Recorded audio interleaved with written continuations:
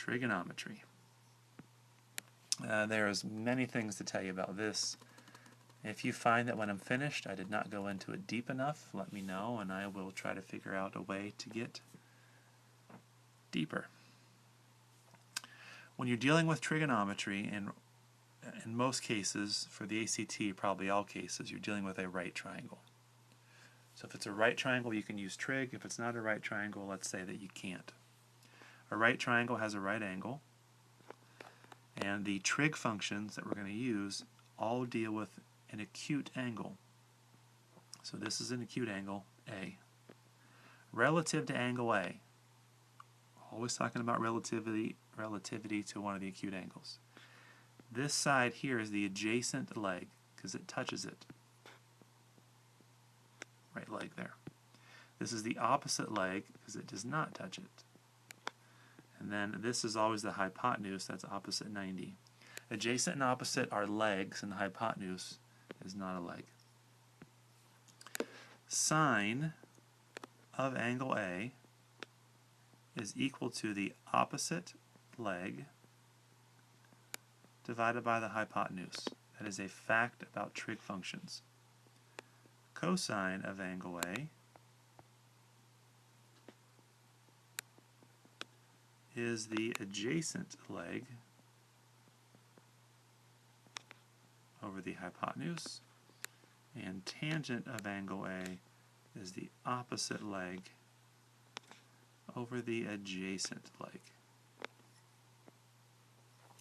Now if we were to start, let me draw a different picture and yet the same picture. If we were to start with this angle up here, angle B, then the adjacent leg would be this one and the opposite leg would be this one. Hypotenuse doesn't change. So remember, it's always relative to your acute angle. Well, let me remind you of one other thing, which is this ancient Indian word. It's an acronym. SOH is sine is opposite leg over hypotenuse. CAH is cosine is the adjacent leg over hypotenuse. TOA is tangent is the opposite leg over the adjacent leg. How you pronounce this is as follows. So, ka, to, a. So, ka, to, a. Let's do an example. In the figure below, what is the length of side A? Well, using trigonometry, we're going to identify the acute angle we're using, which is 40 degrees, then identify the two sides that you have, either the lengths of that you're trying to find the length of. Well, we know the length of 12, and we don't know the length of A. It's going to be tangent because 12 is the adjacent leg and A is the opposite leg. So we go tangent of our acute angle equals the opposite leg, which is an A, over the adjacent leg, which is 12. Now we use algebra to get A by itself. Going to multiply both sides of the equation by 12. We get 12 times tangent of 40 degrees equals A. Type that in your calculator, making sure your calculator is in degree mode. Let me do that real quick. It's going to be 12 tangent of 40. That's about 10.069. Now your answer that you get, you should know if it's a ridiculous answer. This is not ridiculous. It's close to the 12. If you got an answer like 50 or something, something would be up. All right, let's check out this next one. Start out with your acute angle, 25. 8 is the opposite leg. B is the hypotenuse. What trig function uses the opposite leg and hypotenuse? Well, it's sine, of course. Sine of the acute angle, 25 degrees, is 8 over B. Trying to get B by itself, we're going to have to multiply both sides of the equation by B to get it off the fraction.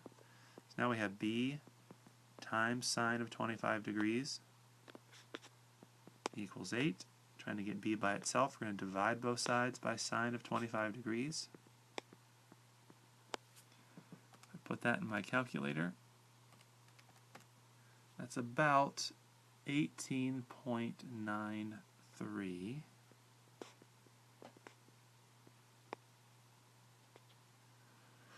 ish. And that makes the hypotenuse larger than a leg. So that's good because that's what should happen. Number 3, in the figure below, what is the length of C? Well, we have an acute angle. We have the adjacent leg and hypotenuse. That's going to be cosine. Cosine of 60 degrees is the adjacent leg over the hypotenuse. Multiply both sides by 15. 15 cosine of 60 is 7.5. Done. Now this problem could have also been done in another way. This is a special right triangle.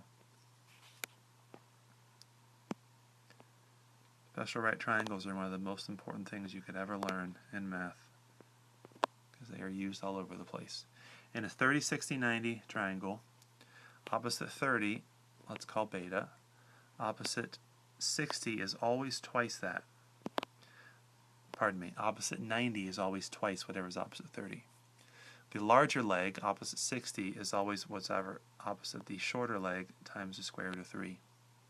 So looking at this, if 15 is 2 beta, that means that beta has to be half of that, C has to be half of that, which is 7.5. So finished, all the intermediate lessons are done. Please do exercise set 10. Go ahead and put a smile on your face. And if you have a Twix bar, you have my permission to eat it, as long as you have enough for everyone.